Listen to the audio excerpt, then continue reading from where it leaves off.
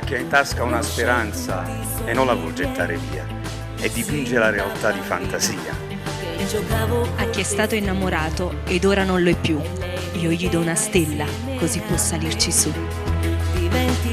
Eh sì Maria, questa stella noi la trasformeremo in musica, in canzoni, in poesia, in teatro, insomma in tutto quello che è arte. Tutti i mercoledì sera a partire dalle 22:30 su RTE e Ciao TV.